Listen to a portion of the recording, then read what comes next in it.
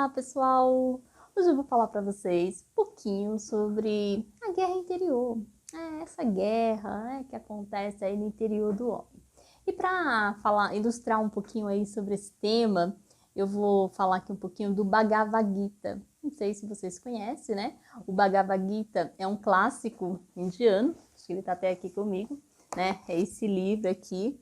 Ele é um livro, né, que é considerado aí por muitos como um livro mítico, um livro histórico, também um livro assim muito simbólico. E na verdade esse livro ele retrata aí um pouco da história indiana, né? Mas o foco principal é sobre uma guerra, né? Uma guerra que acontece. Só que essa guerra ela não acontece fora, né? Assim como relata no livro, que ali é o Arjuna, né? Na pessoa do Arjuna, que é um príncipe, e ele tem que enfrentar um exército. E quando ele vai olhar, na verdade, esse exército, né? Que seria os Kuravas, e ele com o exército dos Pandavas, né? Seria uma guerra entre Kuravas e Pandavas. E aí quando ele olha, ele vê que naquele exército que seria inimigo, ele vê muita gente conhecida, pessoas que foram até seus mestres e tal, e ele entra assim num estado de conflito, né? De conflito. Como que ele vai guerrear com pessoas que ele conhece? Como que ele vai poder fazer isso, né? Até que Krishna, né? Uma representação ali divina, se apresenta a ele e começa a falar com ele, explicar toda aquela história. Mas o simbolismo desse livro, dessa história, é que essa guerra está acontecendo dentro do ser humano, dentro de nós, né? E o próprio Jung, né, o Carl Jung, ele já falava de dois centros aí dentro do homem, que seria assim o ego, o self, né? Que às vezes a gente vive nessa dualidade dentro de nós mesmos, que o maior conflito não está fora, está dentro. E o que tem a ver tudo isso, né, Adriana? Com Reiki, com o seu canal. Como eu sempre falo, né, gente, tem tudo a ver, porque nesse livro, né, nesse clássico indiano, o Arjuna ali nessa guerra entre Kuravas e Pandavas, dois exércitos. E isso trazendo para a nossa vida, para a nossa real situação, digamos assim, seria essa luta que todo ser humano passa dentro de si.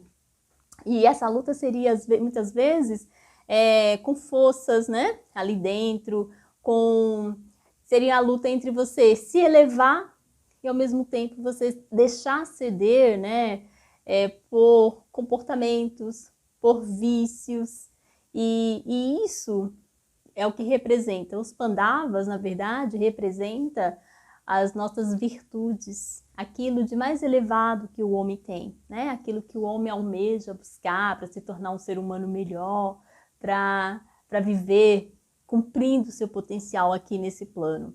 E os Kuravas seria aquilo que nos afasta de atingir esse potencial, de chegar onde realmente todo ser humano tem que chegar, né? Que é na sua plenitude do seu próprio autoconhecimento e, a partir disso, se tornar também um exemplo para que outros sigam, né? Como minha professora sempre fala, a gente tem que deixar um rastro de humano. E esse livro retrata bem isso, essa guerra que acontece no nosso interior.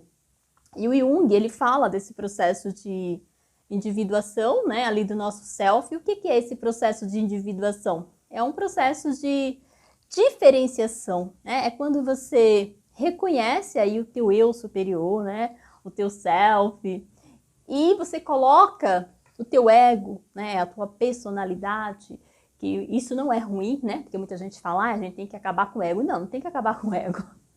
A gente tem que viver em harmonia. Então seria você pegar o teu ego e colocar a serviço do self, para que você manifeste o seu potencial.